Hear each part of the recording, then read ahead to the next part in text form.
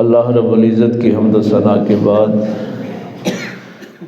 اور پاک پیغمبر صلی اللہ علیہ وآلہ وسلم کی بابرکت منزہ اور کریم ذات پہ ہدیہ درود و سلام پیش کرنے کے بعد نہایت واجب الاحترام حضرت علامہ محمد سعید صاحب، دیگر معزز علماء، سامعین، بزرگوں، دوستوں، عزیز بھائیوں،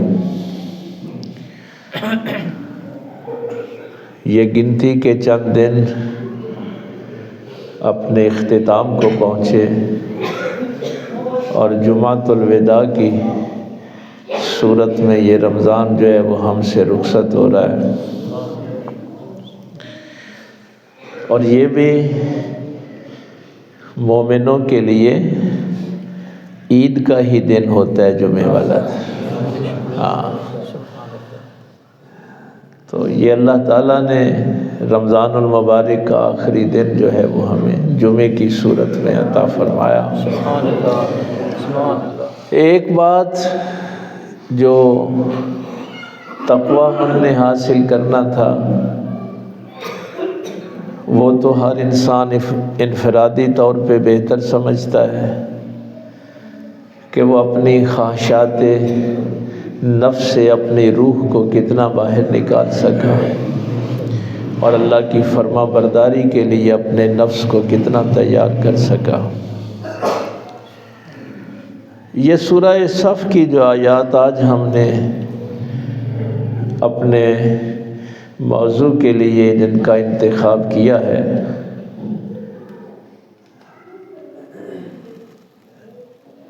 اللہ تعالیٰ فرماتا ہے یا ایھا الذین آمنوا هل ادلکم علی تجارت۔ اللہ فرما رہا ہے بھائی اتنا غور کر لینا ہے، اور خطاب بھی ایھا الناس کو نہیں ہے، یا انسانوں نہیں کہا، یا بنی اسرائیل نہیں ہے، قوم نوح نہیں ہے، ایمان والوں سے اللہ کہہ رہا ہے هل ادلکم علی تجارت، کیا تمہیں وہ تجارت بتاؤں؟ اللہ فرما رہا ہے کہ وہ تجارت اللہ تمہیں بتائے، تنجیکم من عذاب علیم، وہ تجارت جو تمہیں دردناک عذاب سے بچا لے۔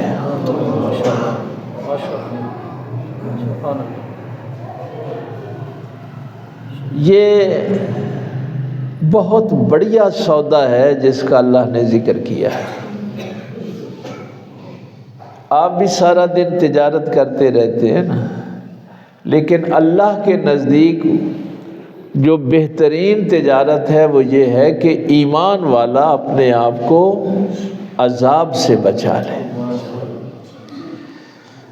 طریقہ اس کا بتایا تؤمنون باللہ ورسولہ، ایمان لانا ہے آپ نے اللہ پر اور اس کے رسول صلی اللہ علیہ وآلہ وسلم، وَتُجَاهِدُونَ فِي سَبِيلِ اللَّهِ بِأَمْوَالِكُمْ وَأَنفُسِكُمْ، اور اللہ کی راہ میں جہاد کرنا ہے اپنے مال کے ساتھ بھی اور اپنی جان کے ساتھ بھی۔ ذَلِكُمْ خَيْرٌ لَكُمْ، یہ تمہارے لیے بہتر ہے، ان کنتم تعلمون، اگر تم علم رکھتے ہو۔ اب بات سمجھ آئی نا جو میں نے پہلے جو میں عرض کی تھی کہ اگر رمضان قرآن کے علم کے ساتھ گزرے گا تو آپ کو تقویٰ مل جائے گا۔ تو یہ ساری باتیں علم والوں کے لیے ہیں۔ تجارت کا لفظ جو استعمال ہوتا ہے نا، یہ ہوتا ہے ایک چیز دے کر دوسری چیز لینا، اس کو تجارت کہتے ہیں۔ ایک کے عوض دوسری چیز کا سودا کرنا۔ تو اللہ فرما رہا ہے کہ تم ایک چیز دو اللہ کو اور اس کے عوض اللہ سے کچھ لو. تو تم نے اپنی جان اور مال اللہ کی بارگاہ میں دے کر دردناک عذاب سے نجات حاصل کرنی ہے. یہ تجارت کرنی ہے تم نے اللہ سے، یہ لین دین کرنا ہے اللہ سے. ان اللہ اشتری من المؤمنین انفسهم واموالهم بان لهم الجنہ. تو وہاں مشتری بھی اللہ بنا ہے، خریدار بھی اللہ بنا ہے کہ اللہ نے جنت کے عوض تم سے تمہاری جانیں اور تمہارے مال خرید لیے. مشتری خریدنے والا ہوتا ہے.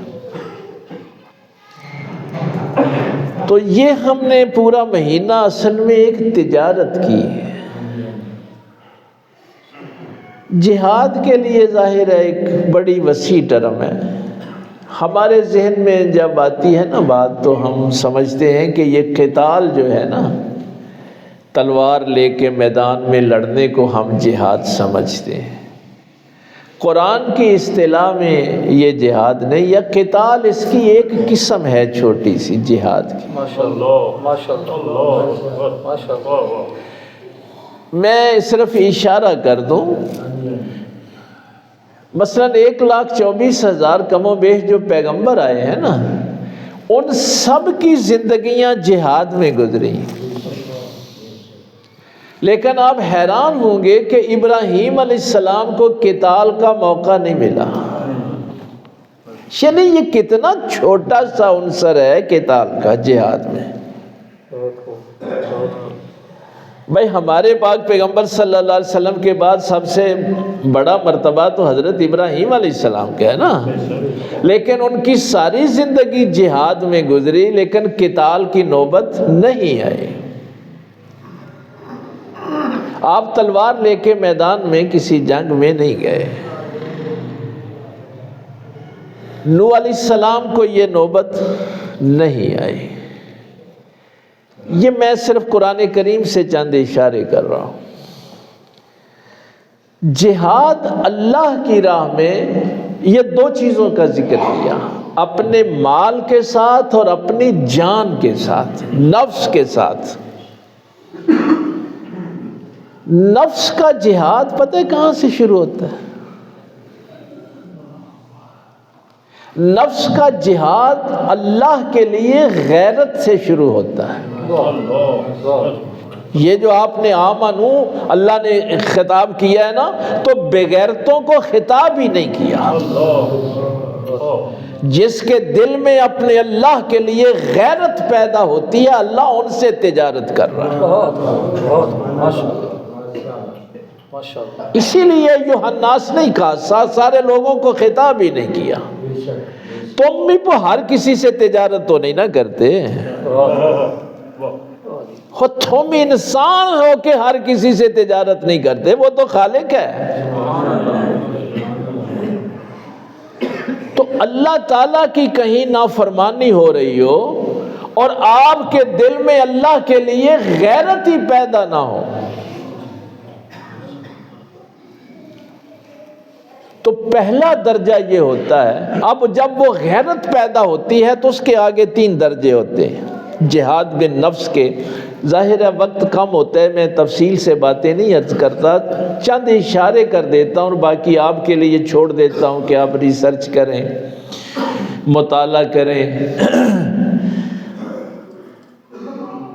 پہلا درجہ پھر یہ ہوتا ہے جب اللہ کے لیے انسان کے اندر غیرت پیدا ہوتی ہے تو پھر وہ اللہ کے حکموں پہ عمل کرنے کے لیے اپنے آپ کو تکلیف میں ڈالتا ہے. مثلا وہ یہ نہیں دیکھتا کہ پانی ٹھنڈا ہے ہوں میں وضو کیویں کراں گا،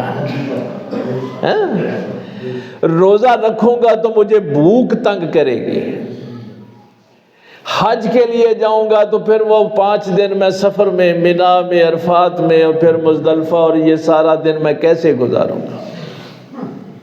نہیں، وہ جو غیرت ہے اپنے اللہ کے لیے، اللہ کا حکم ماننے کے لیے، وہ ایمان کی غیرت، وہ آپ کو مجبور کر دیتی ہے کہ آپ اللہ کی راہ میں اس کا حکم ماننے کے لیے اپنی جان کو تکلیف میں ڈال دیتے ہیں۔ یہ جو آج کل مساجد میں آسائشوں کی بھی باتیں ہوتی ہیں نا، تو مجھے بڑا عجیب لگتا ہے یہ کہ بھئی گیزر ہونا چاہیے، گرم پانی ہونا چاہیے، اندر ہیٹر ہونے چاہیے، مسجد میں اے سی ہونا چاہیے۔ کیا جہاد بن نفس کریں گے آپ؟ یعنی اگر آپ اپنی جان کو اللہ کے لیے تکلیف میں نہیں ڈال سکتے، خاک جہاد کرنا ہے آپ نے، قتال تک کہاں پہنچنا ہے؟ اور پھر قتال میں تو یہ ہے کہ اگر تم میدان میں ثابت قدم نہ رہے تو پھر اللہ کا غضب بھی بہت بڑا ہے۔ تو اگر آپ ایک وضو کے لیے ثابت قدم نہیں رہ سکتے کہ میں نے ٹھنڈے پانی سے وضو کیسے کرنا ہے، قالین کے نیچے فوم بھی ہو ہیں۔ اسی لیے علامہ اقبال فرمایا کرتے تھے کہ اللہ کی راہ میں سب سے بڑی جو رکاوٹ تم نے ڈالی ہے وہ تن آسانی ہے۔ یہ تن آسانیوں کے پیچھے بھاگنے والا جہاد بن نفس کرے گا؟ تو اللہ تعالیٰ کا حکم ماننا ہے، چاہے آپ کو ٹھنڈے پانی سے وضو کرنا پڑے، آپ کو سردیوں کی راتوں میں اٹھنا پڑے، بارش ہو رہی ہے تو پھر بھی آپ مسجد میں آئیں۔ میں ابھی گھر بیٹھے امجد صاحب کے ساتھ یہی بات ہو رہی تھی کہ ہمیں احساس نہیں ہے اس بات کا کہ جب آپ مسجد قباء میں بھی جاتے ہیں تو اس کے آداب جو بتائے گئے ہیں کہ 2 نوافل وہاں ادا کریں گے تو آپ کو 1 عمرے کا ثواب ملے گا۔ تو وہ میں ان کو عرض کر رہا تھا کہ وہاں بھی یہ ہے کہ وضو گھر سے کر کے جائیں، وہاں جا کے 2 نوافل ادا کریں۔ تو یہ جو مساجد ہیں نا، ان سب مساجد کا رخ قبلے کی طرف ہے، یہ اللہ کے دربار ہیں۔ جب آپ گھر سے وضو کر کے آتے ہیں تو اب آپ مہمان ہوتے ہیں، اللہ میزبان ہوتا ہے، اور ہر میزبان اپنی حیثیت کے مطابق دیتا ہے۔ تم نے اپنے اللہ کو پہچانا ہی نہیں ہے۔ اگر تم اس کے دربار میں حاضر ہونے کے لیے آئے ہو تو وہ پھر تمہیں ایک ایک قدم پہ نیکیاں عطا کرے گا، درجات بلند کرے گا۔ کس کے دربار میں آئے ہو؟ کس کی میزبانی میں تم آئے ہو؟ تو ایک تو یہ ہے احکامات ماننا، امر بالمعروف جسے آپ کہتے ہیں، جن کاموں کے کرنے کا حکم ہے اس کے راستے میں اگر کوئی رکاوٹ ہو تو رکاوٹ دیکھ کے پیچھے نہیں ہٹ جانا۔ اگر اپنے نفس کو مثلا دیکھیے، ایک میں نے روایت علامہ صاحب سے بعد میں تصدیق کر لیں گے اس کے ذوف کے حوالے سے، لیکن چونکہ اس میں ایک فضیلت کی بات ہے تو پھر ضعیف روایتیں بھی چل جاتی ہیں، کہ قیامت والے دن پہلے مرحلے میں اللہ تعالیٰ فرمائے گا کہ پہلے ان لوگوں کو تو علیحدہ کرو جو رات کو نیند میرے لیے چھوڑتے تھے۔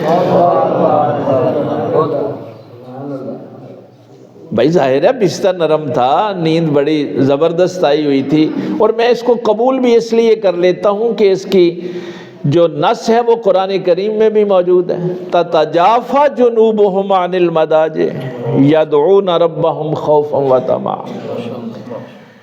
تو اللہ تعالیٰ فرمائے گا کہ پہلے میرے وہ بندے جو ہیں ان کو تو علیحدہ کرو جو میری خاطر نیند چھوڑ دیتے تھے، بستر چھوڑ دیتے تھے، ان کی پشتیں بستروں سے علیحدہ ہو جاتی تھی، ان کو تو علیحدہ کرو، باقیوں کا حساب لے لوں گا، ان کا کیا حساب لوں؟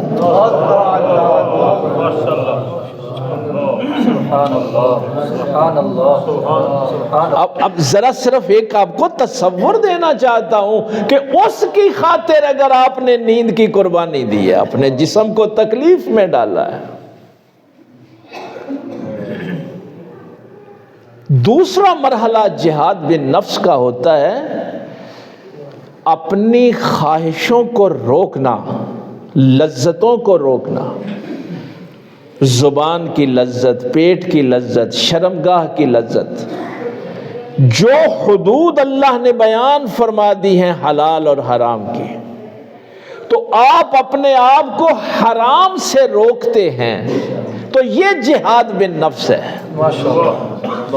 اطاعت کے لیے اپنے آپ کو تکلیف میں ڈالنا اور لذتوں کو چھوڑنے کے لیے اللہ کی خاطر اپنے آپ کو تکلیف میں ڈالنا، بہت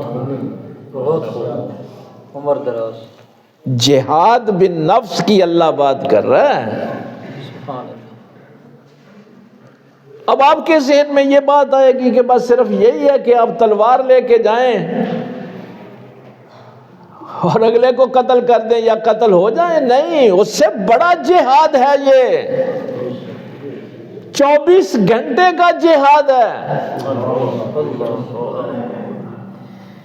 میرے پاس ایک بچہ آ گیا، میں نے اس سے ابتدا کی بات کہی، میں نے کہا دیکھو یہ بات شروع ہوگی رزق حلال سے۔ کلمہ پڑھنے کے بعد ہمارے دین میں جو سب سے بنیادی بات ہے نا وہ رزق حلال ہے۔ اب جس بندے نے حرام کے رزق سے اپنا لائف سٹائل جو ہے وہ بہت اونچا کیا ہوا ہے، سٹینڈرڈ بہت اونچا کیا ہوا ہے، اب اس کو اس آیت کی سمجھ آ گئی کہ میں نے تو اللہ سے تجارت کرنی ہے، میں نے جہاد بالنفس کرنا ہے، میں نے دردناک عذاب سے بچنا ہے، تو اب جب وہ رزق حلال پہ آئے گا تو پھر زندگی کا سٹینڈرڈ بھی نیچے آئے گا نا۔ اب وہ عیاشیاں تو نہیں رہیں گی جو رزق حرام سے کرتا تھا، اب جب وہ رزق حلال پہ آئے گا تو عیاشیاں بھی ختم ہوں گی۔ تو سب سے پہلا جہاد تو پھر بیوی بچوں کے خلاف کرنا پڑے گا نا، اپنے بہن بھائیوں کے خلاف کرنا پڑے گا، اپنے سسرالیوں کے خلاف کرنا پڑے گا۔ وہ سارے اکٹھے ہو کے آ جائیں گے، اس کو جن چمبڑ گئے ہیں، کہیں تویز لا کے دو، اس کو کیا ہو گیا ہے؟ جہاد بالنفس، اسی لیے میرے پاک پیغمبر صلی اللہ علیہ وسلم نے یہ بات ارشاد فرمائی تھی، جب آپ وہ جنگ سے واپس آئے نا تو سرکار نے فرمایا اب ہم چھوٹے جہاد سے بڑے جہاد کی طرف جا رہے ہیں۔ تو پوچھا گیا یا رسول اللہ صلی اللہ علیہ وسلم کیا اس سے آگے کوئی بڑا لشکر ہے؟ فرمایا نہیں، اپنے نفس کے خلاف جہاد کرنا جہاد اکبر ہے۔ اللہ اکبر۔ آپ کا مذاق اڑایا جائے گا، لیکن دیکھیے روزے رکھ کے آپ کو تقویٰ ملا ہے یا نہیں، یعنی آپ کا نفس کتنا مضبوط ہوا ہے کہ میں اس کے حکموں پہ عمل کرنے کے لیے تکلیف اٹھانی پڑے گی تو اٹھاؤں گا، لذتیں چھوڑنی پڑے گی تو چھوڑوں گا۔ کیا نفس اتنا مضبوط ہو گیا ہے؟ یہ تھا لعلکم تتقون، تاکہ روزے رکھ کے تم تقوی تک پہنچ سکو۔ شروع بھی اللہ نے ایمان والوں کو، غیرت والوں کو مخاطب کیا۔ کیوں؟ دیکھیے کوئی بھی بندہ تجارت میں نقصان نہیں چاہتا، آپ نہیں چاہتے کہ آپ کو تجارت میں نقصان ہو۔ اب اگر ایک بندہ سچ بول کے اس دنیا کا نقصان کر رہا ہے تو کون کرے گا؟ جس کا اللہ پہ یقین ہے وہی کرے گا نا۔ جس کا اللہ پہ یقین ہی نہیں ہے وہ کیوں نقصان کرے گا اپنا؟ وہ تو کہے گا کہ یا اللہ مجھے تیری تجارت کی کوئی ضرورت نہیں، مجھے تو رشوت چاہیے، مجھے تو سود چاہیے۔ مجھے تو جو پیسہ حرام کے ذریعے سے آ رہا ہے وہ چاہیے، میں تو اپنا سٹینڈرڈ آف لائف نیچے نہیں کر سکتا۔ چونکہ عید والی بھی بات ہے تو تھوڑا سا عرض کر دوں۔ حضرت عمر بن عبدالعزیز رضی اللہ تعالیٰ عنہ عید کی شب ہی بیٹی چھوٹی سی آ گئی تھی، اور یہ یورپ، افریقہ، ایشیا، یعنی حضرت عمر بن عبدالعزیز کا وہ دور ہے کہ جب مسلمانوں کی سلطنت پہ سورج غروب نہیں ہوا، یعنی کسی نہ کسی حصے میں سورج طلوع رہتا تھا۔ اب اتنے بڑی مملکت کا شہنشاہ بیٹا کہہ رہا ہے کہ صبح ہمارے پاس نئے کپڑے عید والے دن پہننے کو نہیں ہیں۔ اب ذرا دیکھیں کہ بچوں کا جو امتحان ہوتا ہے نا والدین کے لیے، یہ سب سے مشکل ہوتا ہے۔ تو حضرت عمر بن عبدالعزیز رضی اللہ تعالیٰ عنہ اٹھے رات کے اندھیرے میں، وہ جو سیکٹری تھا خزانے کا، بیت المال کا، اس کے پاس گئے، کہنے لگے کہ یار اگلے مہینے کی نا تنخواہ مجھے ایڈوانس دے دیں، اگلے مہینے کی تنخواہ ایڈوانس دے دیں، میرے بچے بھی صبح عید کر لیں، نئے کپڑے نئے جوتے لے لیں۔ تو سیکٹری نے آگے سے کہا کہ امیر المومنین آپ کا حکم ہے، میں ظاہر ہے حکم کی تعمیل کروں گا، لیکن تنخواہ ملتی ہے کام کرنے کی، معاوضہ ملتا ہے کام کرنے کا، اگلے مہینے کا بھی آپ نے کام نہیں کیا اور تنخواہ ایڈوانس مانگ رہے ہیں۔ اگر آپ کی موت واقعہ ہو گئی تو یہ جو رقم آپ اپنے گھر پہ خرچ کریں گے جو کام کے بغیر آپ نے لی ہے، تو اس کا حساب دے لیں گے؟ اللہ غنی۔ تو سرکار حضرت عمر بن عبدالعزیز رضی اللہ تعالیٰ عنہ گھر واپس آئے اور اپنے بچوں سے کہا کہ بیٹا انہیں پرانے کپڑوں میں عید کر لو، تمہارا باپ ایک مہینے کی تنخواہ کا حساب نہیں دے سکتا۔ اللہ ان سے گفتگو کر رہا ہے، اللہ ان سے تجارت کر رہا ہے۔ بھائی اگر کسی کو اللہ کی باتوں کا یقین، بس ایک بندے نے یہی زندگی گزارنی ہے، اس کو اس تجارت سے کیا لگے؟ یہ تجارت تو ہے یقین والوں کے لیے، جن کو پتہ ہے کہ مرنا ہے اور اس زندگی کا حساب دینا ہے، آخرت ہے۔ یہ ساری باتیں ان کے لیے ہیں۔ صرف یقین اور ایمان تمہیں جہاد کے لیے تیار کر سکتے ہیں، باقی کوئی چیز نہیں کر سکتی۔ جس بندے کا یقین نہیں ہے نا، آخرت پہ یقین نہیں ہے، اللہ کے وعدوں پہ یقین نہیں ہے، نہ وہ نماز کے لیے اٹھ سکتا ہے، نہ وہ روزہ صحیح طریقے سے رکھ سکتا ہے، نہ وہ اعتکاف صحیح کر سکتا ہے، نہ وہ حج کر سکتا ہے، وہ کچھ نہیں کر سکتا۔ اس لیے اللہ نے خطاب ہی آمنو سے کیا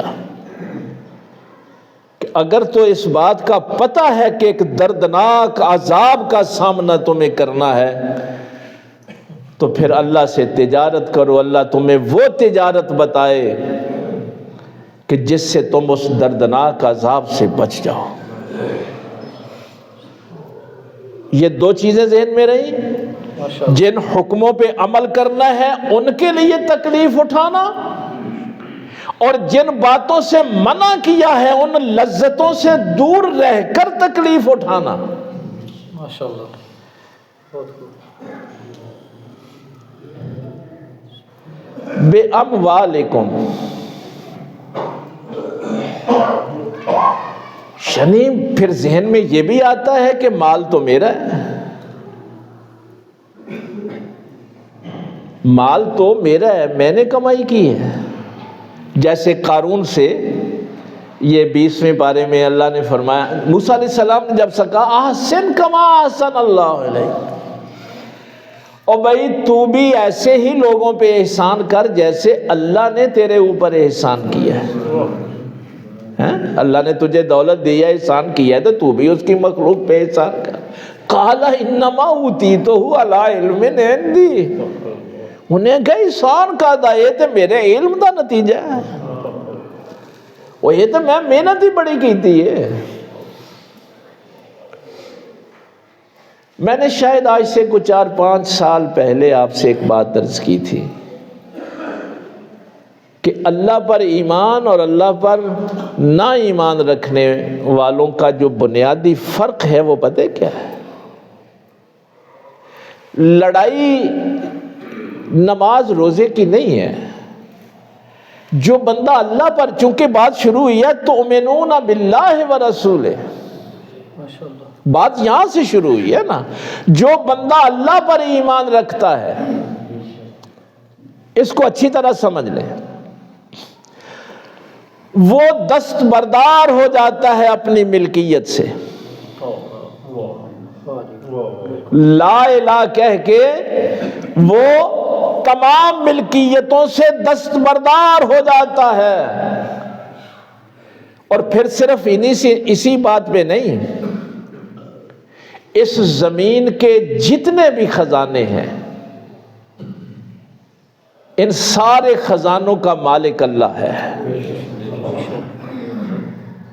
کسی ملک کے پاس تیل کی دولت ہے، کوئلے کی ہے، معدنیات ہیں اور چیزیں ہیں، ایمان والا کیا کہتا ہے؟ ان ساری چیزوں کا مالک اللہ ہے، اور ان ساری چیزوں کا مالک اگر اللہ ہے تو پھر اس ملکیت پہ اس کے سارے بندوں کا حق ہے۔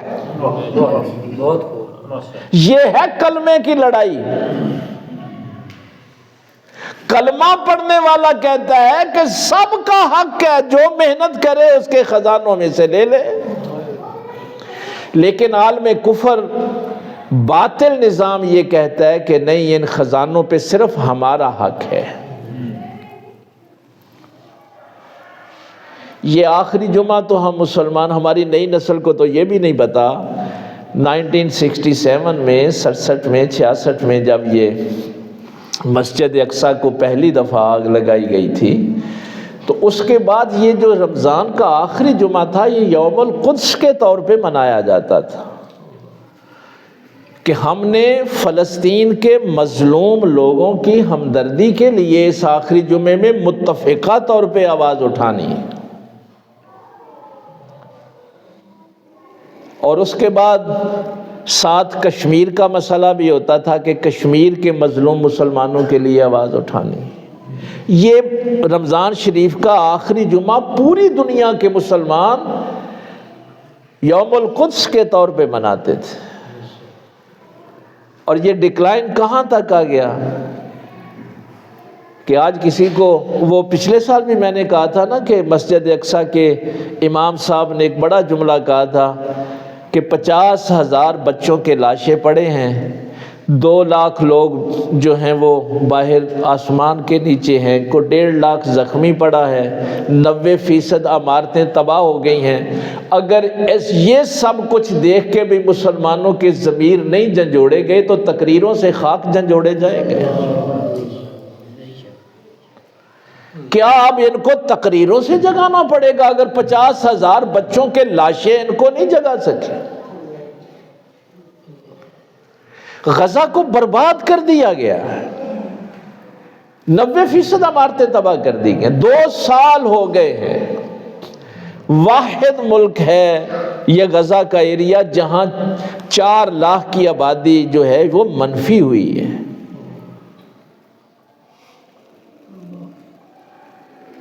لیکن کل وہ اسرائیل کا وزیر اعظم کیا کہہ رہا تھا، ذرا غور سے سننا اس کی بات جا کے۔ کل اس نے کہی،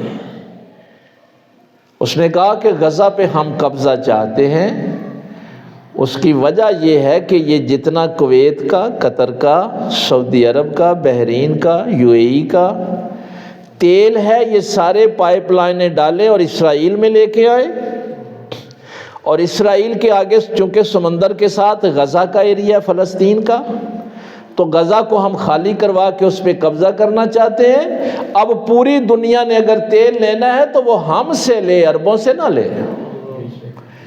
وہ جو کلمے کی جو میں بات آپ کو کہ یہ زمین کے خزانوں پہ وہ کہتے ہیں ہمارا حق ہے، لیکن ہم یہ خزانے اللہ نے دیے کس کو تھے؟ کبھی غور کیا ہے؟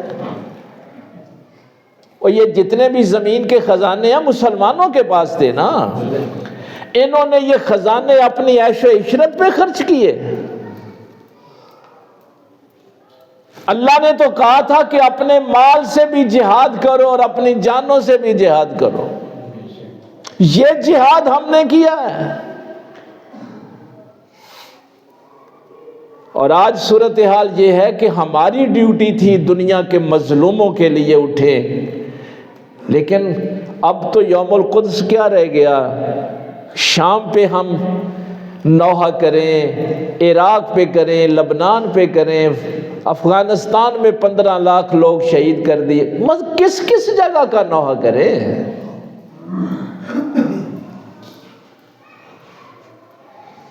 ہم نے اللہ سے تجارت نہیں کی،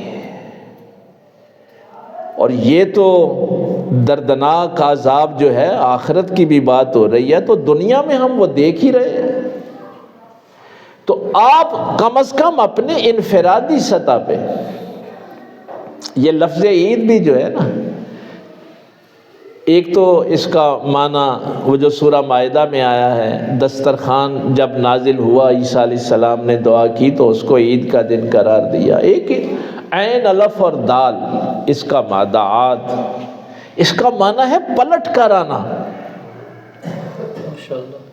عید کا ایک معنی عاد سے جو ہے وہ ہے پلٹ کر آنا۔ کیا پلٹ کر آئے ہیں؟ ہماری روح جو خواہشات نفس اور شیطانی وسوسوں کے نیچے دب گئی تھی، روزے رکھ کر وہ پھر اللہ کی فرما برداری پہ پلٹ آئی ہے۔ بہت خوب، بہت خوب۔ نعرہ تکبیر، نعرہ رسالت، نعرہ حیدری، حضور قبلہ عالم، بہت خوب۔ اس لیے مسلمانوں کی عید کسی جشن عیش و عشرت کا نام نہیں ہے۔ مسلمانوں کی عید یہ ہے کہ یہ جو نفس دب گیا تھا خواہشوں کے نیچے، شیطانی وسوسوں کے نیچے، اللہ کی نافرمانی کے نیچے، ایک مہینہ میں نے اس کو اتنا طاقتور کر لیا ہے کہ اب یہ خواہش نفس سے باہر نکل آیا ہے، پلٹ آیا ہے، اور اب اگلا پورا سال اللہ کی فرما برداری کے لیے تیار ہے۔ اگر پہلے میں نماز میں ایک تکبیر سے اللہ اکبر کہتا تھا تو اب 6 اضافی تکبیروں سے اس کی کبریائی بیان کروں گا۔ بہت خوب، بہت خوب، عمر دراز، ماشاءاللہ۔ مسلمانوں کی عید تو عیش و عشرت کا نام نہیں ہے۔ اور پھر اس کو جوڑا کہ تمہارے روزے معلق رہیں گے زمین و آسمان کے درمیان جب تک تم صدقہ فطر ادا نہیں کرتے۔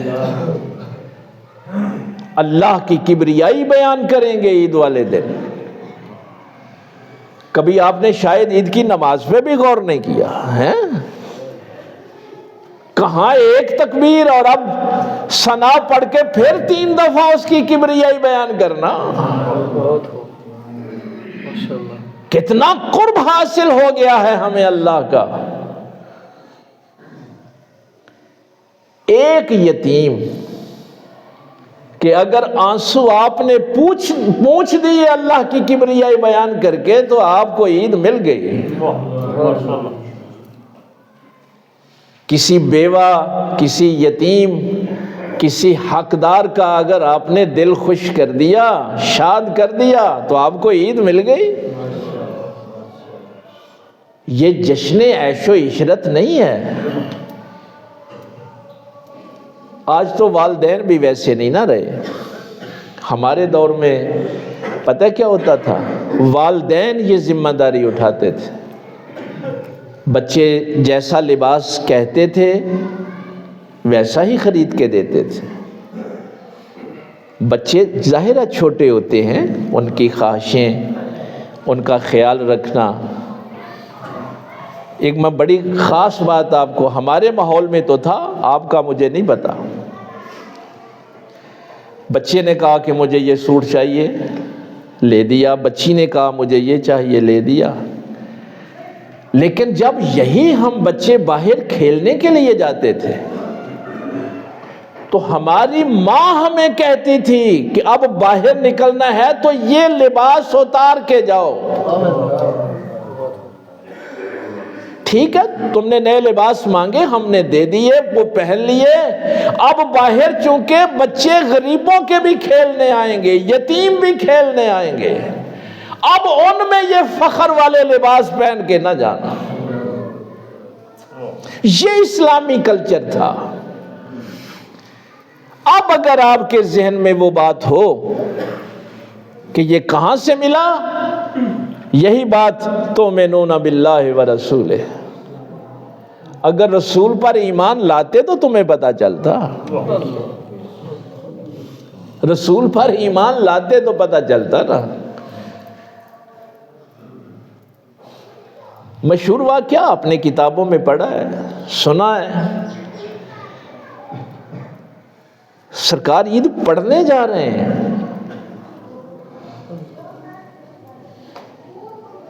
ظاہر ہے صحابہ انتظار میں ہیں، اور پتہ ہے راستے میں ایک یتیم بچہ جو سائیڈ پہ بیٹھا رو رہا تھا، باقی بچے کھیل رہے تھے، تو سرکار صلی اللہ علیہ وسلم اس بچے کے قریب گئے۔ ہاں بھائی تجھے کیا ہوا؟ میرے جی باپ نہیں ہے، یتیم ہوں۔ تو سرکار عید پڑھنے نہیں گئے، اس کو اٹھا کے گھر لے آئے۔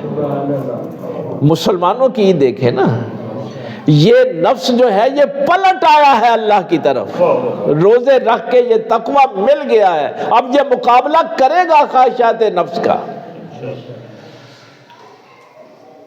اور آ کے بس وہ جملے ذہن میں رکھیں، جب میرے آقا نے ام عائشہ صدیقہ رضی اللہ تعالیٰ عنہ سے کہا تھا، عائشہ اس کو وہ کھانا کھلاؤ جو حسن و حسین نے کھایا ہے،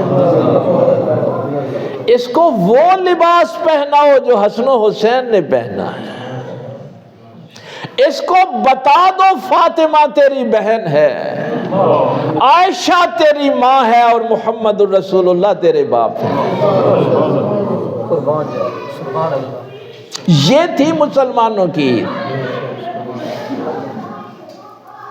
اب جو جملہ میں نے آپ کو عرض کرنا ہے، کیا کیفیت ہوگی جو سیرت کی کتابوں میں لکھے، یقین جانیے کہ کیا شان کے ساتھ نبی پاک صلی اللہ علیہ وسلم حسنین کریمین کے ساتھ اس بچے کو ساتھ لے کے جب جا رہے تھے، تو وہ جو امراء کے سرداروں کے بچے کھیل رہے تھے، انہوں نے ایک نظر دیکھ کے پتہ کیا کہا تھا؟ وہ جملہ ذہن میں رکھنا، ان بچوں نے، چھوٹے بچوں نے اس یتیم کی شان دیکھ کے کہا تھا، کاش ہمارے بھی باپ مر گئے ہوتے اور ہمیں رسول اللہ اپنا بیٹا بنا لیتے۔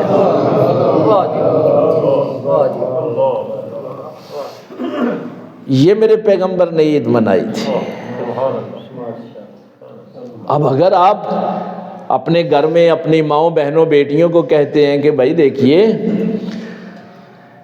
یہ بناؤ سنگار کر کے غیر محرم مردوں کے لیے باہر نہ نکلو، بناؤ سنگار کر کے عید پڑھنے نہ جاؤ، کون ہماری ماں بہن اس پہ عمل کرے گی؟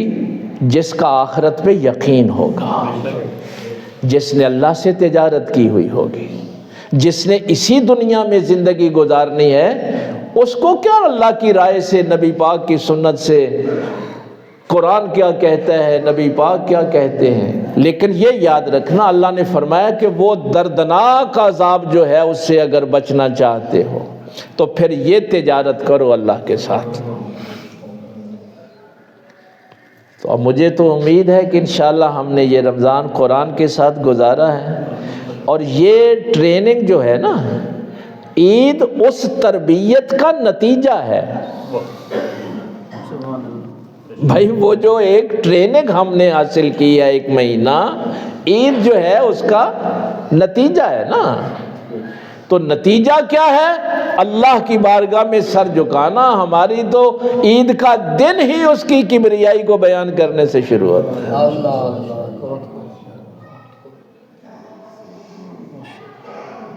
تو عالم کفر تو بھائی اکٹھا ہو گیا ہے آپ کے خلاف ہے۔ عالم کفر نے کہا ہے کہ مسلمانوں کے سارے وسائل پہ ہم نے قابض ہونا ہے، ان کی زندگیوں کی کوئی اہمیت نہیں، ان کی عزت کی کوئی اہمیت نہیں۔ اور ہماری حالت یہ ہے کہ اب ہم ظالموں کے خلاف بات بھی نہیں کر سکتے، ہم ظالم کو ظالم نہیں کہہ سکتے۔ اللہ تعالیٰ کو تو پھر ایسی قوم کی ضرورت ہی نہیں۔ اس لیے وقت 2-3 منٹ اوپر ہو گیا ہے، اللہ کا جو فیصلہ ہے وہ سن لیں۔ اللہ نے فرمایا یا ایھا الذین آمنوا من یرتد منکم عن دینہ فسوف یأتی اللہ بقوم یحبہم ویحبونہ۔ اگر تم اللہ کے دین کو چھوڑ دو گے نا، مذاق اڑاؤ گے اللہ کے حکموں کا، ارتداد اختیار کرو گے، تو اللہ کا کیا بگاڑ لو گے؟ اللہ تمہاری جگہ ایک اور قوم لے آئے گا جو اللہ سے محبت کرنے والی ہوگی، اللہ ان سے محبت کرنے والا ہوگا۔ اللہ کو بغیرتوں کی کوئی ضرورت نہیں ہے، اللہ کو غیرت مندوں کی ضرورت ہے، جو اس کی خاطر اپنی جان کو، اپنے مال کو تکلیف میں ڈال سکے تاکہ ان کی آخرت بہتر ہو جائے، آخرت کے عذاب سے وہ بچ جائیں۔ تو آج کا دن بھی بڑا اہم ہے، یہ جو آج کی رات ہے یہ بڑی اہم ہے۔ میرے پاک پیغمبر صلی اللہ علیہ وسلم نے فرمایا یہ عید کی رات کو ضائع نہ کریں، چاند رات کہے کہ ہم اس کو ضائع کر دیتے ہیں۔ اور شب قدر آپ نے طاق راتوں میں تلاش کی، یہ لیلۃ جائزہ ہے۔ اور ایک بڑی بڑھیا بات سرکار نے فرمایا، اس رات کو ضائع نہ کیا کرو، اس میں اللہ مزدوروں کو مزدوری دیتا ہے۔ یہ نہ ہو کہ اللہ مزدوری دے رہا ہو تو ہم عیش و عشرت میں کہیں گم ہو گئے ہوں۔ تو یہ تقوی جو میں نے پہلے جمعے عرض کیا تھا، عید کی رات ضائع نہ ہو جائے، بلکہ اب یہ نفس پوری طاقت کے ساتھ نفس مطمئنہ بنے، نفس لوامہ بنے، اور خدائے ذوالجلال کے احکامات کی پابندی کے لیے تیار ہو جائے۔ اللہ تعالیٰ عمل کی توفیق دے۔ وآخر دعوانا الحمدللہ۔